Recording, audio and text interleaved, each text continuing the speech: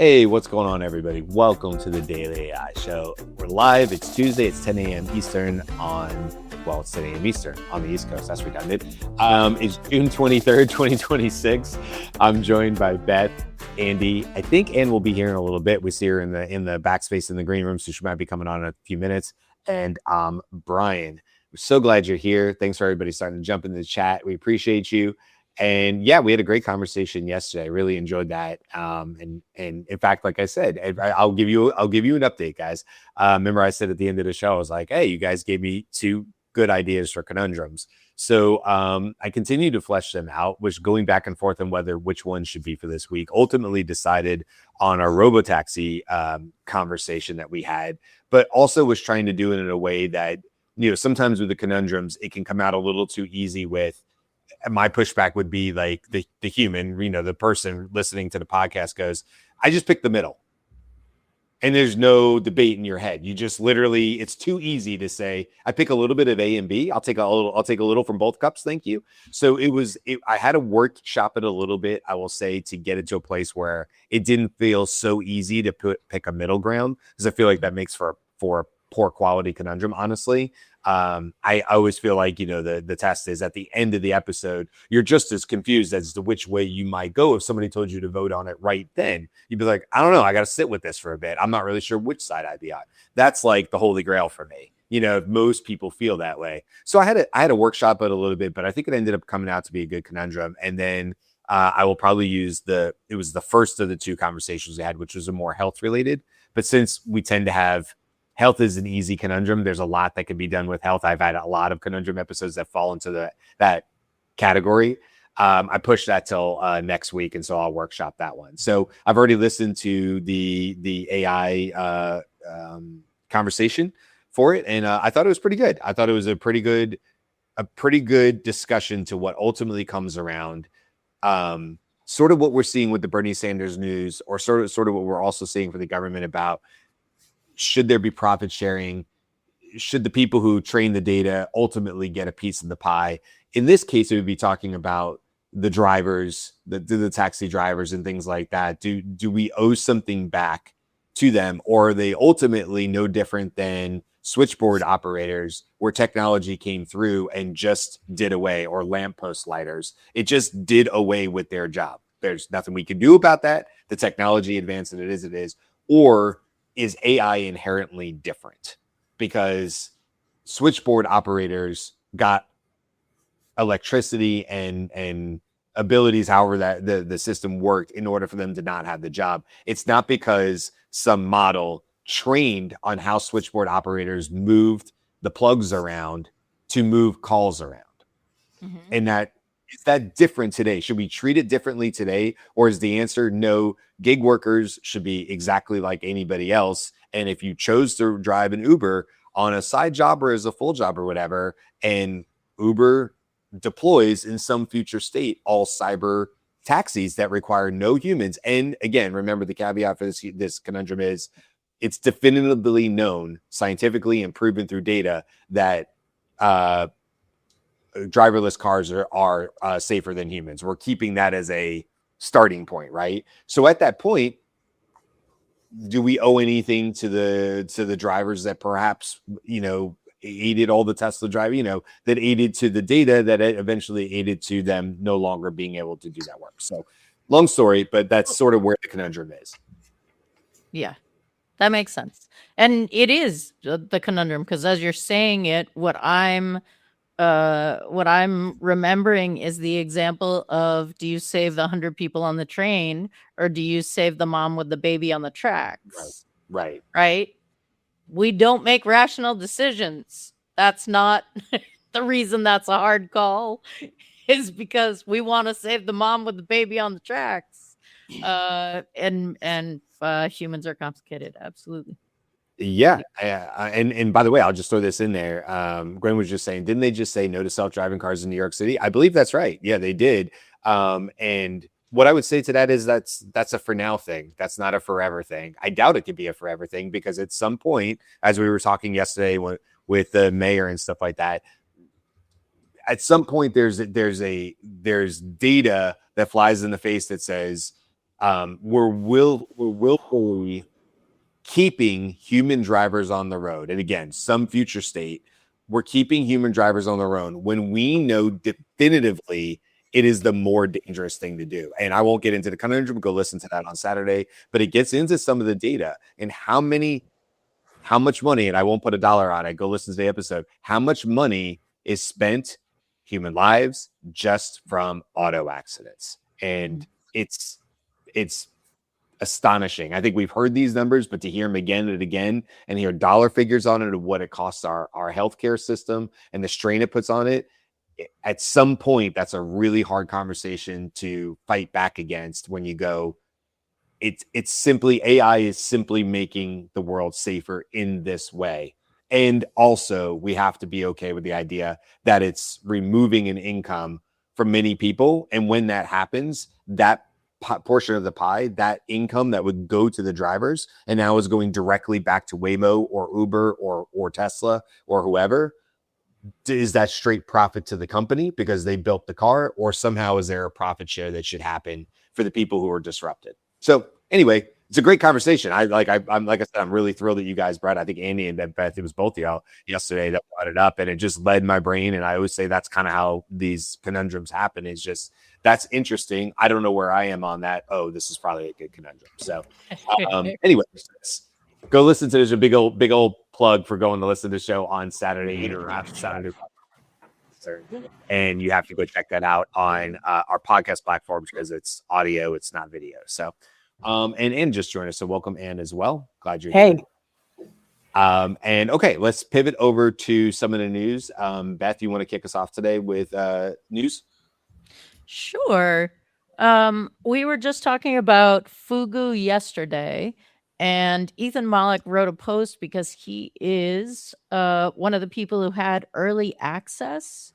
And Ethan is Ethan can be blunt when he wants to be blunt. So his report of Fugu was, I've been trying it. First, it is incredibly slow. My typical coding tests, shaders, interactive scenes take 30 minutes to run, and the results are fine. Like ... fine. It does not match Fable in real use. And I will pull up and share. He does some really interesting tests when he's testing for to see how things are able to work or not able to work. And let's see, Harbortown AI. So this is one of the things that he tests with. This is Sakura. And basically, it's moving through time. So it's a procedural harbor town evolution. It starts BC, and then it moves through some things. If you can see behind the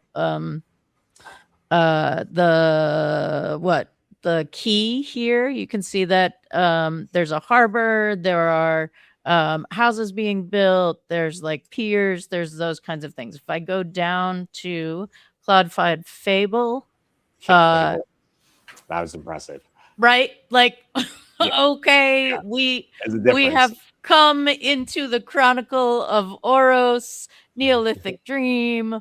We're doing a whole thing here, and yeah, I mean, just those first two openings, right? Yeah, is completely different. Yeah, I mean, I'm curious about what the Sakura means. Like, I thought we were talking about Fugu, which is a different product, and then Sakura is also a Sakana product. It's ultra high. I think he miswrote because he called it Sakana in the post. I think maybe Sakura is their chat, so that might be correct naming convention, although you would wonder why it wouldn't just be called Fugu. Right. There. Well, so it may I'd be curious, but ultra high I'm imagining is the same thing. It's also possible he ran this before they had the name out. Yeah, that's true. If he was ultra high when he was using it 2 weeks ago, Right. And it is the ensemble, which is what Fugu is, right? Right. But yeah, Claude Fable 19 out of 20. Okay, cool. That was my we were talking about it right before the show. I really like what Ethan Malik does when he's testing things, and we'll put that link in the chat because you can go and look at those Harbor evolution experiments that he's done with all the models that have come out. There's a Minimax one. There's all kinds of things. So He does a great job. You called it out, but he does a great job of being very consistent with his tests over time. One of the very first ones he did with Image is it's an otter reading a paper on a plane. And it's fun. If you ever go to chance, go to like LinkedIn and just search back through and look at some of the early renditions. I mean, they go back to like Dolly 2, I want to say. They go back. Kind of like the Will Smith eating, spaghetti. There's a difference. Definitely go do that. But he's really good about using, consistent prompts so that you're seeing no change in the way that his inputs are going in, and you're seeing the difference in models. But the whatever that was called, like the civilization thing that he did, it's funny. I'm glad you showed it, Beth, because I saw the last one he did when Fable came out, and I was like, oh, that's a step up for sure. And then to see we assume it's Fugu, it kind of looks back closer to the 5.2 or the Minimax one that was out there. So, and not that that's a necessarily bad thing, but I'm glad that he did that test to see how it does on it. So absolutely. Very cool. Over to you, Andy. Thoughts, news from yesterday or, otherwise? Yeah, there's a bit of a loss scenario that's happening with Google. They lost two very important of their leaders in the labs at Google.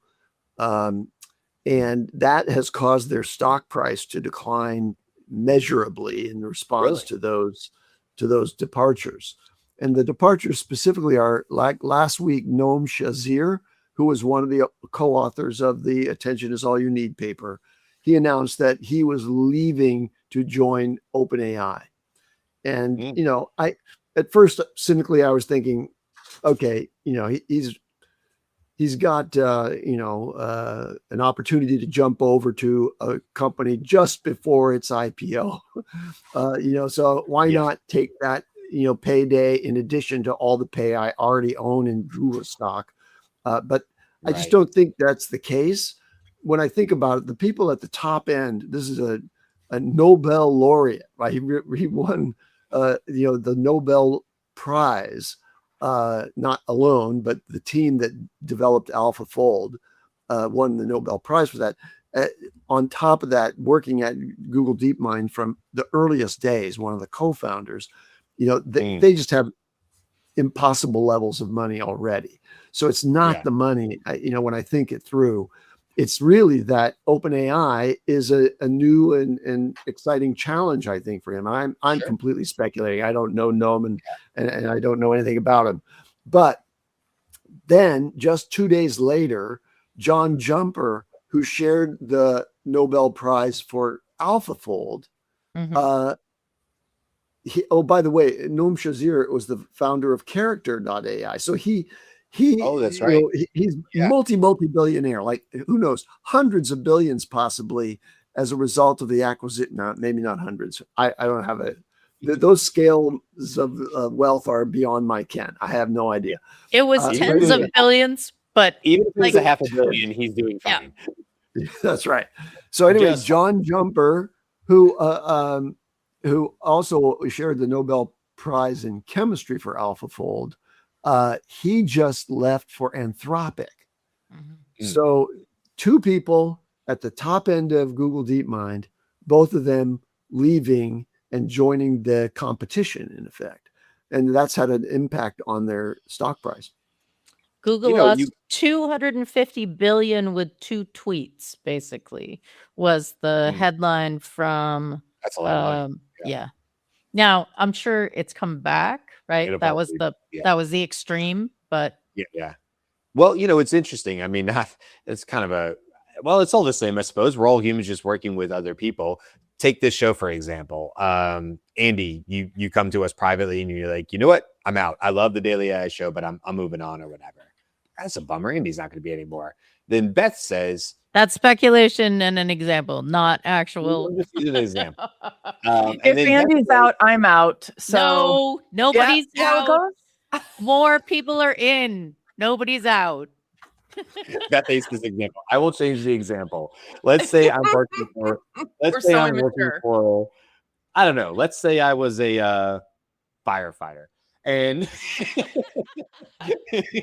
no, let's say I had whatever corporate job. Doesn't matter. My point is, you could have people around you that you've worked with for a super long time, perhaps like these two people at Google, and sometimes you would stay if the core group stays. And if the core group starts to, one person moves, that can shift how you decide to stay there, especially if that person was an internal champion for you. If it's somebody you just genuinely like working with day in and day out, you could easily go, because I've seen it in my life with people around me. You can easily go from being very comfortable and stable to thinking, well, what does the grass look like on the other side? And also, I think, Andy, you have a good point about like the pay.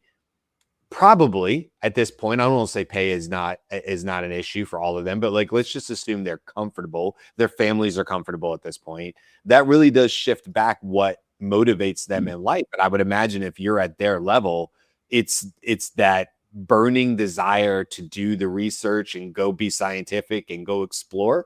And so I would think any place that's going to bring them in would be some place that says, you can go do what you want to do and we'll pay you to like build your own things. I don't really see these people as like, let me be on a team with 3 micromanagers above me. Not at that level. So it's curious. Anthropic, I get more. OpenAI, I wonder about, but I am curious. And Facebook would be like a hard no. Like if you don't, we might. I think we're seeing the evidence of that Yes, in the swinging door, the revolving door that's happening at Meta. Is that those people aren't leaving because Meta's compensation packages are paltry.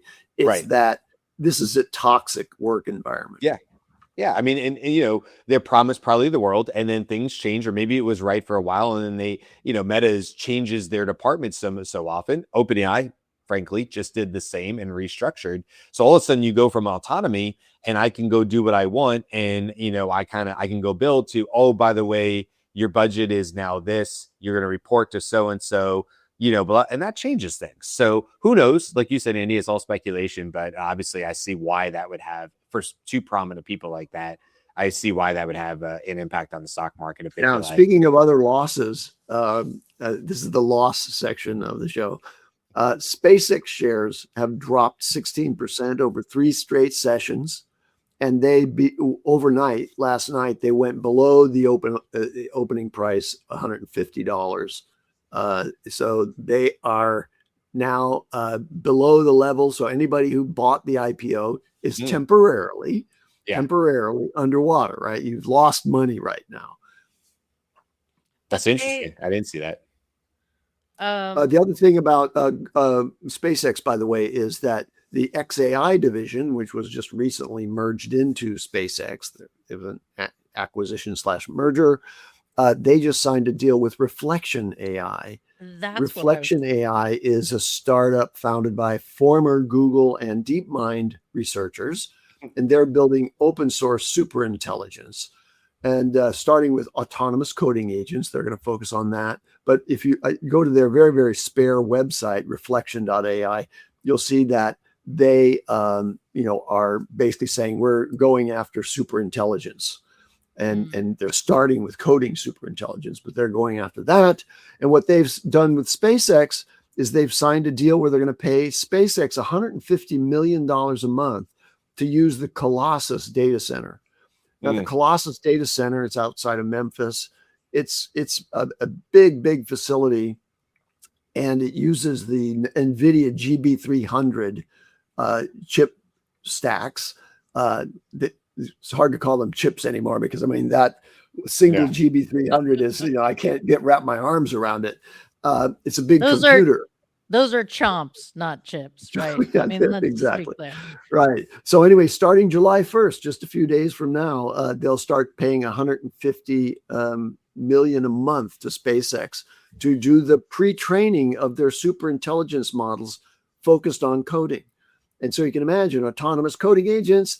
Like we've all gotten pretty excited about Codex and Claude Code and maybe even Hermes, which is, now I also, by the way, read that Hermes has now surpassed OpenClaw as in terms of installs, right? So people are, buying into the Hermes ecosystem, and it's superseded OpenClaw as a choice. And so our own Beth Lyons chose Hermes early on. I tell you what, everybody else I missed 2 freaking shows somewhere on this show, and I missed Hermes completely. I could tell you I know 0.0 about Hermes other than whatever you guys have said on this show. So to anybody out there, whoever thinks like, man, these guys are locked in, just know sometimes I'm like, when? Who? And then Beth is like, I built 32 things on Hermes. I'm like, you did what? When did this happen? And then I go back and I go, I must have been out 2 shows in a row, and the entire world has zoomed by me once again, and I'm behind with AI, and here we go again. So you were anybody else who cruising, feels that way, you were cruising high seas when these these conversations happens. Yeah, that's definitely what happened. Yeah, we're not feeling sorry for you, brother. But we're not feeling feeling now. I do. I feel better now. But Brian, in that scenario, like, who's the dummy? Because you're out there on a cruise. Beth is here squeezing the Hermes orange within an inch of its life, and then we just get the juice. We get to learn from the juice that she squoze. That's true. Whether we're on Hermes, I've just been kicking it. Beth and I have Hermes on the agenda for like the past 6 weeks, and I just kind of waiting back. I'm gonna wait for that Hermes info to float my way. And sends me a text that says, "Hey, I have a couple hours. Local models? Question mark." Like, what would you like? That's an invitation right there. That's an invitation for a long conversation. That's open ended for sure. Exactly. No, listen, I mean, you bring up a good point, and all joking aside, obviously, but like that is kind of the whole point of this show, right? For anybody who's listening for a long time, is that you shouldn't have to go. The whole point is we all of us can't do everything. So you learn by others, and how many times has Carl jumped on the show and built something within 24 hours of its release, and we're like, what did you do? Like, how did you do that? Like whatever it is. When did you do that? How do you have time to do that? Yeah, I know. It's really impressive. Gareth, I think, who's in the comments and who jumps on the show now more regularly, is also a great example of that. Gareth is building some really cool stuff. By the way, shout out, go join the community if you want to see more about what Gareth is building. So go to the Daily AI Show community.com and join our free Slack community, because Gareth is always putting gold nuggets in there, which I greatly appreciate. And I keep making a note and go back and read Garrett's notes, go back and read his comments, and it's a never ending, like, go do this, you'll learn something type of thing or whatever. Garrett said we all get the AI zoomies. The AI zoomies. Way back to there was a Taylor Swift thing just about having the zoomies. That was a really cool story. Taylor Swift, for all the Swifties out there probably already know this, but I'm not a Swiftie, but I just heard this. I thought it was cool. She was shown a they wanted her to write the song for Toy Story 5. She was shown a pre-screen of it months and months and months ago. As she said, got the songwriting zoomies or whatever, goes back, writes it, and actually, I forget who it was that night, somebody big at Disney demos the song for the end credits of it. And it's just one of these cool, like, she was just inspired. She saw the thing and wrote the song, and it was done by that night with people listening to it or whatever, which is just a super cool story. So anyway, zoomies is what caught me there, because I just heard that. I will give a quick, I have 2 things really quick. One, last night, literally, Claude Code, I was working with it, and once again, getting on myself and putting pressure on myself, because I talked about this before. I like to keep a line item budget for the household, so personal business, personal finances, and it gets behind because of everything else, right? And then it's like, then it becomes the little molehill becomes a mountain, and the mountain becomes a mountain range, and then it just feels almost insurmountable, because I know in my brain that means on a Sunday I'm going to spend 2 to 2.5 hours logging into different credit cards and things we do to get points as a family, and manually doing it. Now, I had previously in ChatGPT I mean, months and months ago, built something that was a bit of a system that really kind of helped, but it was still also did manually. And last night, without just opening up the budget and starting my line item, humdrum, I said, I know I can solve this with Claude Code. And so my real story here is to say, don't wait on stuff like that.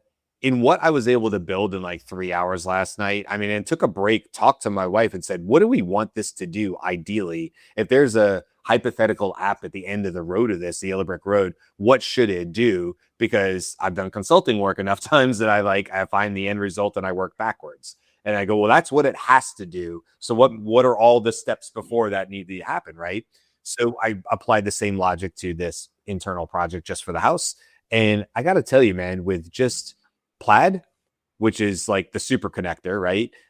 With Plaid and what Claude Code could do, I have a working substitute for what I was already doing.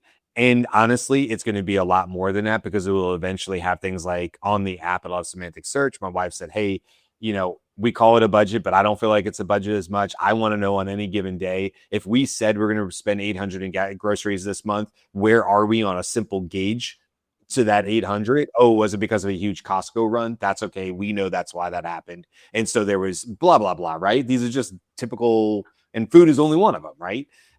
So I said, got it. Okay. I know what I'm build, where the single source of truth is.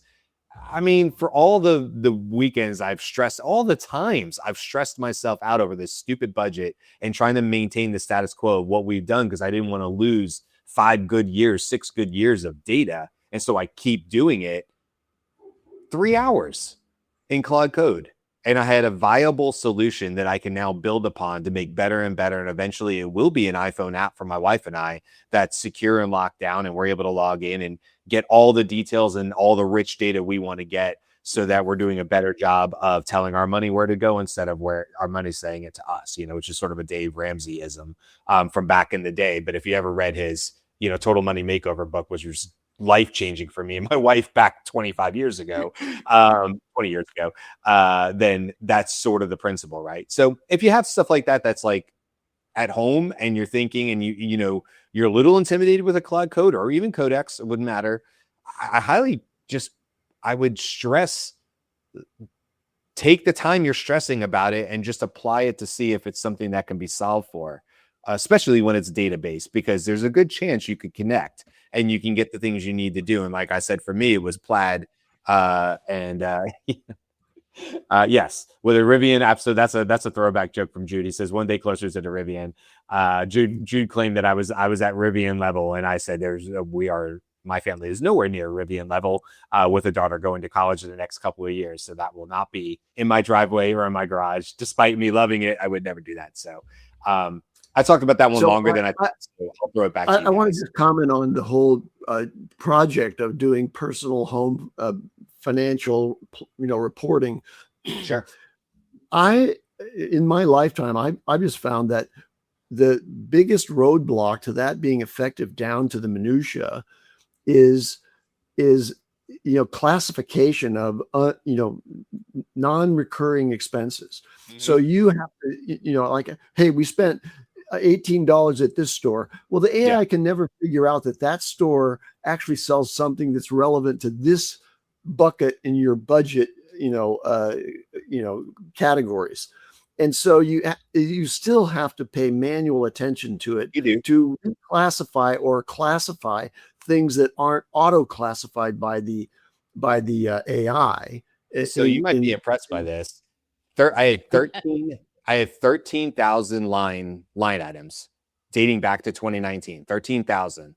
Claude Code ingested it, figured it out, and with confidence came back and said, I can do 92% of this without fail, and only the last 8% will require your human input. Because you're right, some things just don't come in. Or what happens to my wife and I are Target. Target is one of the biggest impacts because Target could be health, toiletries, clothes, and food all at one time. Just like a Walmart. Or Amazon. Take Amazon. Amazon. If I look at any one of our credit cards and I see Amazon Marketplace, I have no idea what that was for. Nope, you're right. Those are manual. But 8% of all the work I was doing 92% of it is done back with confidence. And when it writes it back to the spreadsheet and things that I have going on to it, it will put confidence levels next to it, which allows me to go, now I will tell you where I am going. It's to grab all these guys and my receipt printer that I bought too long ago and have not used enough yet. And the future state of this, Andy, will also be, once I have this all set up, I will just feed in the images of the things, and I will also have the AI do its best to split that ticket, because that will take some of it away from me. You guys, calm down. Everybody take like 10,000 steps back. The key thing in this project, this is a meta comment. It's not about the project itself, but this project, the personal finance project, as a metaphor for AI project planning. Ready? What was most important that you just said was the conversation you had with your wife where she said, no, this is what I want to be able to look at going forward. So one of the things that we get really stuck on, especially, we all went bananas over prompt engineering, right? It was prompt engineering. Then it was context engineering. Context engineering, this is the name of the game. I'm not sure what it is right now. I don't know. But regarding context, I think that we severely over-index for what happened in the past. And I understand why financially you're looking at trends and stuff. Sure. But if someone were to plop themselves down today with a brand new everything, all fresh accounts somehow, that first little hit of data begins your new life aligning your values with your behavior. Yeah. And that one little piece of data, when you add that next one tomorrow, or you add potentially, like the thing I'm obsessed with right now is, I learned from Allie Miller's account, talking into your own Slack channel. So you and your wife maybe have a Slack channel and you're talking back and forth, and maybe even your daughter's chiming in and going, I really saw that thing. And then Claude Code is pulling those nuances into your planning going forward. That is the highest signal that you can get. This other stuff is really, really important. And I want to emphasize for people who are building their beautiful context world that's portable no matter what AI they work with. You want to have a lot of those foundational things, but don't let like the Amazon conundrum with coding things properly. Like, don't let that stuff get in your way. Don't let it get in your way that you don't have all of your client notes. Right. Going back to 1985, start your client note, project right now today, and you'll be winning in like 2 or 3 days. Right.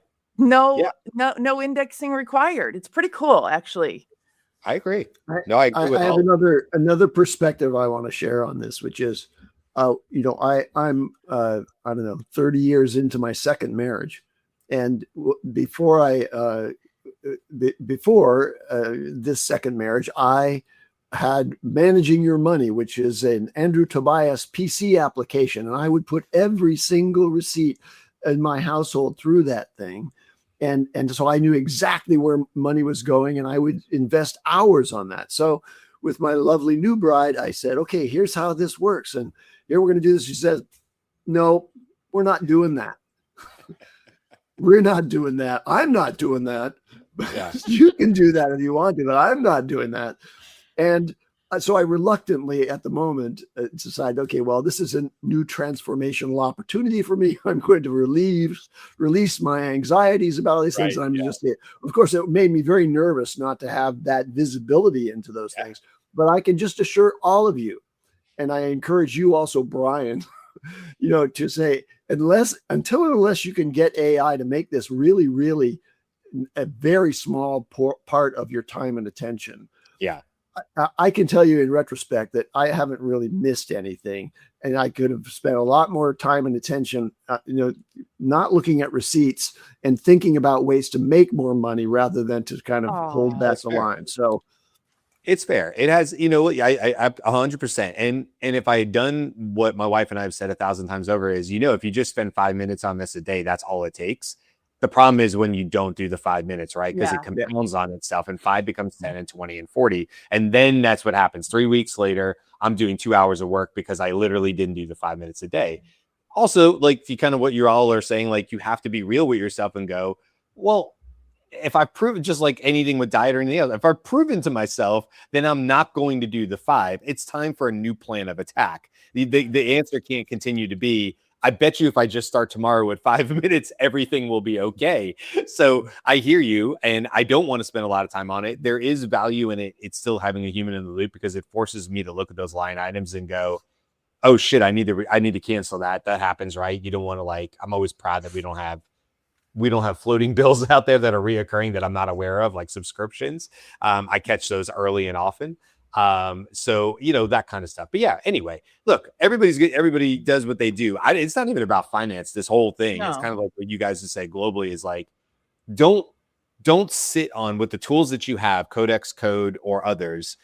Don't sit on something that's been problematic for you and causes you stress or worry or whatever, when you could potentially solve a lot of that stress or anxiety through literally 2 to 3 hours of your time or less. Perhaps it's worth the shot to see if it's possible and work through that process than going through it. And honestly, I'm just kicking myself in the butt. To your point, Ann, I'm just thrilled I started it and I did it finally. Yeah. So there's that, but there's also the kicking in the butt of saying like, Jesus, I could have done this. I mean, this was totally possible a month ago, and I could have been here already, but it is what it is. You move forward. So anyway, I hope that helps somebody out there. Absolutely. Like, I think your core point is you just need a problem. You just need a small irritation, right? Yeah. And then bring it to AI and say, I am irritated about this. Yeah. Ask me questions about how I do it. And then let's have a conversation about how this could become something else, an automation program, whatever. And what Brian brings to this is that he has actually been observing the process by participating in the process every month. So you come like fully as an expert in the way that it has happened. But you can also ask AI to observe your interaction with whatever it creates and AI starts to recognize your patterns that Brian has done. But Brian, you've talked about this before. You want your smart refrigerator to be like, hey, you've opened the door 5 times. We can see you're going to need to buy more yogurt because the shelf has reduced in its weight by whatever amount. Like that's an observed learning memory, right? Like, okay, this that's a recurring pattern that AI then looks at and says, okay, yeah, no, in this pattern, you're going to need to buy these 3 things or whatever. And by the way, Claude came to me and said, we can solve the Amazon problem. We'll just set up a thing where it opens up the tab and it goes, all right, V2. I'm backing away. Don't get me started. That sounds way too much fun to build, Claude. And you should know better from all our conversations to not just throw shit out at me. That sounds like a super fun build that now I want to know is possible when I'm just trying to get my last 3 accounts in through Plaid. So sometimes I feel like Claude be like, Brian, I purposely didn't tell you about this because I knew you'd get squirrel and you'd be gone and we would never get the core product built. And your wife would be upset with you when she asked you 3 weeks ago, or you asked her what should be in the app. And you're like, oh, I never got to the app. But I did get it to go look at Amazon. And she's going to be like, who cares? Like, that wasn't a solution. We didn't need that. I'm like, but I did it. All right. So I need to have a conversation with my Claude because my Claude is like, you've been doing this for 3.5 hours. Would you like to stop now? Like, this has been a really long session. I've noticed this about Claude now, and it's part of their strategy to try to reduce the utilization continuity so that they can, do load balancing on the thing. I've had Claude say, this is a good stopping point. Hey, we've just done a few things. Do you want to stop here? What? Why would it offer that? And there's only one reason, and that's because there's something in the system prompt that says, now you need to try to invite the user to stop. Yeah.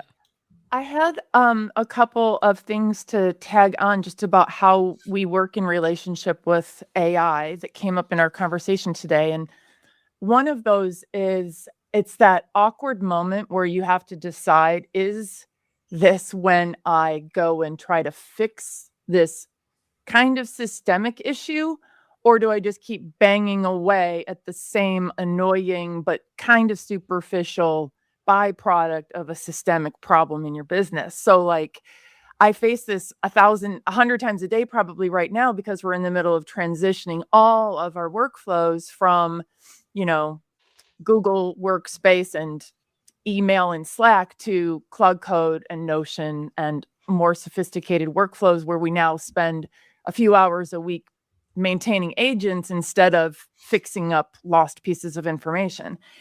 But that moment where you have to decide that you have to like take time away from the scrambling of getting like if you're working on a personal finance project, right? You can start pulling in little data pieces because you have a goal. You want to be able to sit down and talk about your financial picture.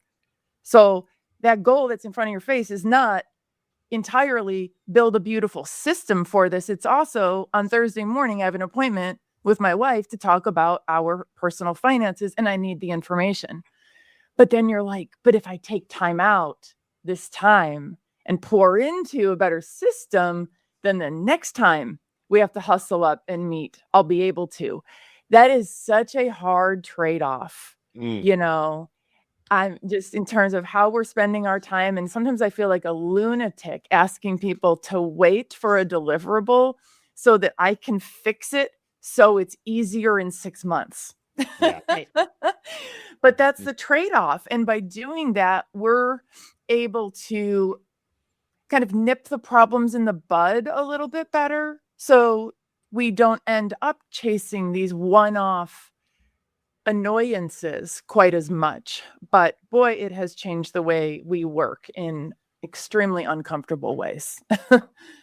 Yeah. To plan ahead so much. Gareth has given a tip for taking breaks. Says after I asked it if it takes breaks, it never asked me to take a break again. So it threw that in memory real quick on there. Did you guys see? And by the way, this is from yesterday. They both go together. But yesterday, I saw Lloyd's Bank Group to hire Lloyd's of London. I assume that is banking group, or maybe it's different. But anyway, Lloyd's banking group to hire 300 tech experts to work in AI. That's pretty much just the story there. It goes in to talk about how many people work for Lloyd's and so on and so forth. To me, this feels like a little bit of a writing on the wall for anybody who's currently there. These 300 people are going to come in and they're going to deep dive into our business and figure out how we can be more efficient with AI. And then it says in here, while the hiring drive will increase Lloyd's headcount for now, the group did not rule out its broad adoption of AI leading to job cuts in the future. So that was one of the big stories that came out that I saw over the weekend, but I just didn't get to. And then this was from the Register. Nope. Well, there was another one, and I think it was also about one of the bankings. Let me see if it pops up in here really quick because I had it open, but yeah, no. All right, well, there was another one, and I've lost it now, unfortunately. But there was two different stories that were similar enough yesterday, and they were both about banking, both about inputting more AI. Not that there's a finance theme here, but that's definitely something where they're looking to impart more. I think the other story, if I'm not mistaken, was about actually how much value this other financial company had gotten out of deploying AI. So we see a lot about we haven't seen the real gains from AI yet. Oftentimes we think that, well, that's because you can't equate spending tokens to ROI. There's a lot of messy middle in there about how those tokens are spent. Are you being efficient? Are you solving real problems? Back to what Ann was saying, all of the above. So there's a lot more to be figured out than just saying, well, I deployed AI but my ROI is somehow worse or something. There's a lot of other parts to that. So anyway, I just wanted to bring that up because I didn't get a chance to yesterday, but a good article, and this is from The Guardian, the Lloyd's one. Blah, blah, blah. So let's see if there's anything else in here. It says the initiative comes as many of the world's big banks adopt. Oh, there you go. See, I scroll right past it. This was the other one. Biggest banks adopt AI to simplify processes and cut costs. The Spanish owner of Santander UK said it aimed to save more than 400 million by 2028 through automation and hoped to generate another 300 million in extra income. All of its 185,000 staff worldwide, including about 15K in Europe, will be given access to AI tools. That was the other company. I just kept missing it, scrolling back and forth. And there was a whole other article about Santander UK and what they're doing as far as AI. So if that interests you, go check those out. Cool. Yep. Okay, I've got a couple things. Cool. OpenAI upgraded their ChatGPT 5.5 Cyber, their cybersecurity tool that lets the advanced model go out and find vulnerabilities in other systems and then provide information to the system owner about how to patch it. But wait, Andy, that's impossible. The U.S. government doesn't let a system do that. Oh, well, no, they just don't let one system do that. That is in the hands of somebody who they find just irritating. So they got irritated and then they decided to let that one model not work. Anyway, so this is in the context of Mythos being blocked in effect, although I think it's still being used, but only by the government and only by some very, very close partners of the government to do the same work. But, we've also talked on the show about that, it's not that Mythos is so dramatically better than any other model that other models like GPT 5.5 Cyber can do the same kinds of things. So anyway, that is that alongside another initiative that they call Patching the Planet. And I love that phrasing because that's what they're trying to do. Like these models, cyber threat is now growing as a result of the capabilities of these models with autonomous agents going out and trying to discover exploitable weaknesses in the access points of systems. And so there has to be an overarching coordinated plan to close off all those holes in order to secure information, especially private information about people. And so that's in this world that we're living in, a new threat that's delivered by AI, but now should also be, countered by AI. So the countermeasure is this Patching the Planet initiative. And then the other thing that was in the news today is that the Five Eyes Intelligence Alliance, which is the CIA plus the UK's MI group, plus Canada's intelligence services, plus Australia's intelligence services, plus New Zealand's intelligence services. That's the cooperative, CIA related and NSA related sort of intelligence community coordination across those allies. They just flagged AI related security concerns. So they've announced that this is because of the frontier capabilities that we've just been talking about. It's squarely now a national security matter for each of those countries and for them collectively. So they're announcing a coordinated posture in order to prepare against that emerging threat. And so there's going to be a group of models, potentially even beyond the ones that we know about, that are being applied to this kind of patch the planet approach. I like the patch the planet. It's a good slogan. I wish we were patching the planet in other ways, not just cyber, but the real planet needs patching desperately. Witness the enormous heat wave and the deaths that are occurring in Europe right now because of 104, 105 degree Fahrenheit temperatures and persistently over the course of this week, and people are dying as a result of it. 1 in 7,000 years, a 1 in 7,000 years heat wave. That's the assumption. Is that right? Which of course is not. Historically, it's a 1 in 7,000 years heat wave, but that the past is no longer a predictor in that context. Ooh. And I know you got something about Workday, is it? Well, I was just going to bring up the subject of the Workday lawsuit. So what happened was, this is one of the the biggest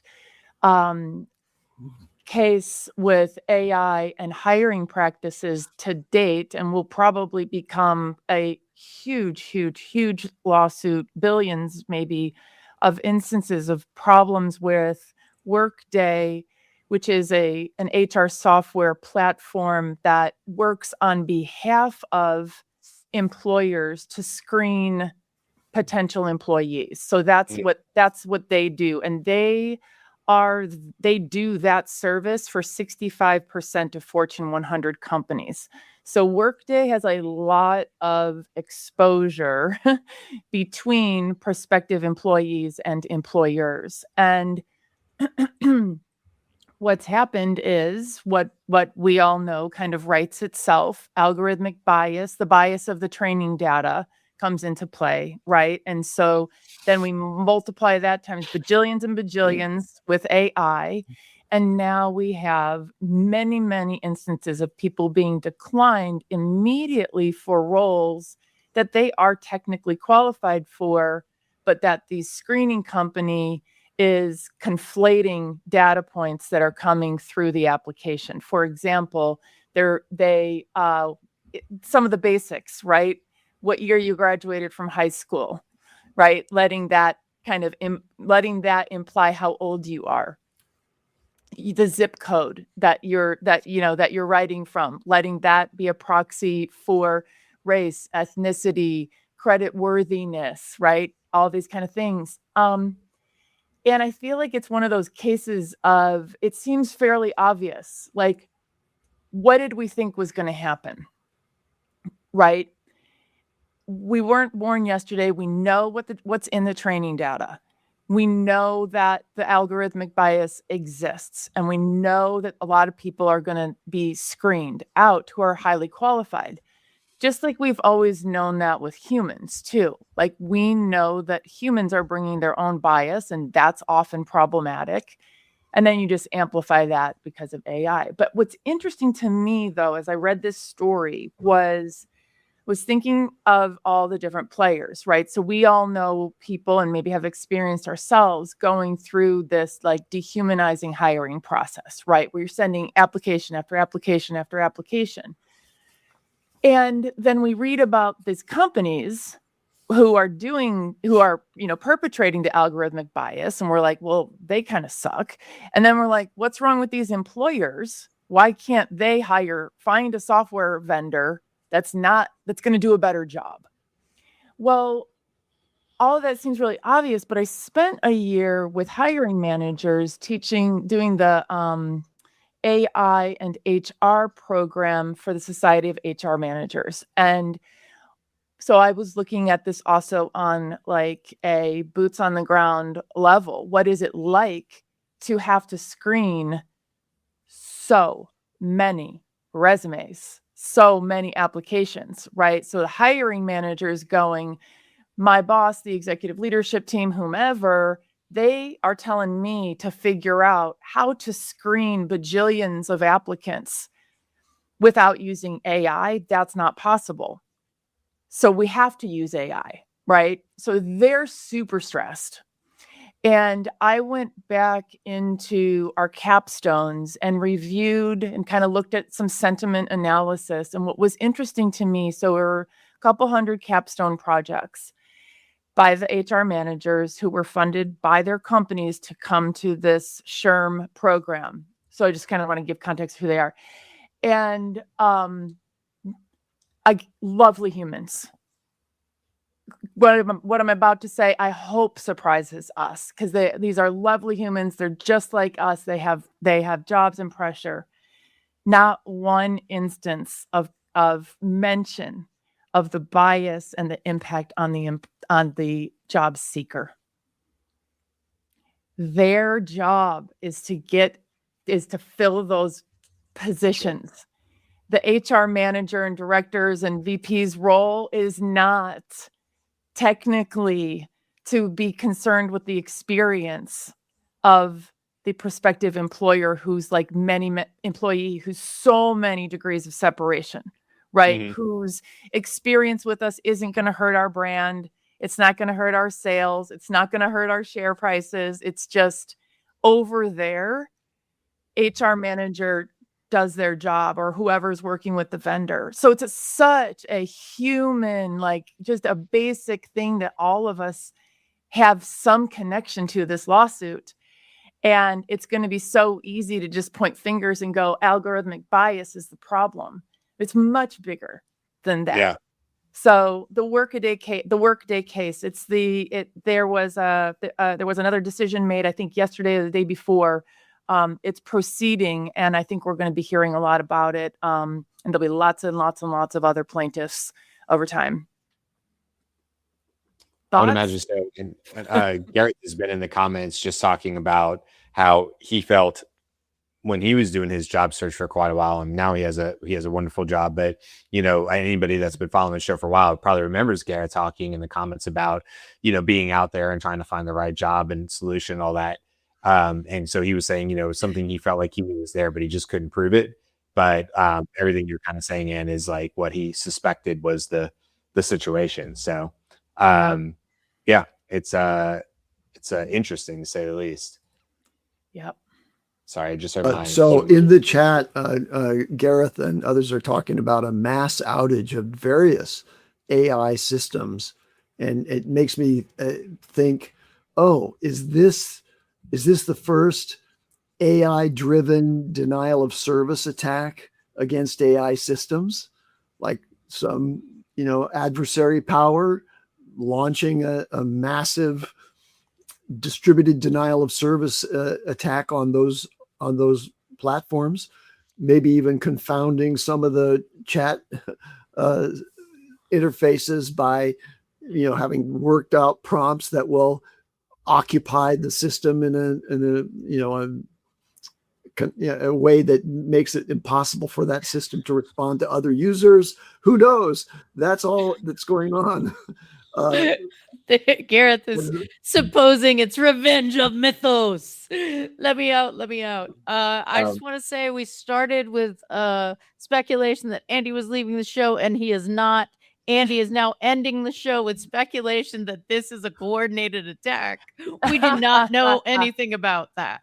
Well, I can at least talk about the status. If you go to status.claude.com and also status.openai.com, which are the best original sources to go find this stuff out, they do both say they have issues going on right now. Claude Status says that they were investigating. I don't know what time UTC is, but 1400 UTC, they were investigating it. About 6 minutes later, they say they identified it. And about 30 minutes later after that, they said they're monitoring. A fix has been implemented, and we're monitoring the results. That's Claude. OpenAI says that this has been going on for about 35 minutes and affects ChatGPT. Users may experience elevated errors in ChatGPT uploading and downloading files. We're investigating the issue for the listed services. And so that's what you have there. So yeah. So my This suspicion is just that this is down detector too. Oh, cool. Is it possible that it's just a coincidence that both of those systems are suffering in exactly the same time window? And Gemini and probably. AWS. Well, I guess not all of these, maybe not. That seems odd if Gemini is also having issues. Not Suno. Wait, no, I'm not okay with this. If I can't create net new music, I'll ruin my day. And this line, I assume this changes on Down Detector. I don't see it very often, but yeah, lot happening. A lot happening by not much happening. Yeah, we'll see. We'll see how it goes, I guess, for the rest of the day. I see what you did there, Beth. Thank you. Boom. Sorry, I missed it because I was thinking about wrapping up the show. Sorry, Beth. Andy and Beth are playing while Brian is trying to work. How many times is this work it, Brian? Work it. Yeah, I got it here. Okay, we're going to wrap it up. I know Ann had a drop. Thanks, everybody, for hanging out with us all day today. We appreciate you. We'll be back the rest of the week. come hang out with us some more. We love you guys being here. We love doing this. So come be part of the conversation. If you can't be part of the live conversation, please do go join our community over in Slack by going to the Daily AI Show community.com, because that's a great way to continue the conversation, even if you can't be with us here live. So that's it. We'll see you guys tomorrow. Enjoy your day. Bye.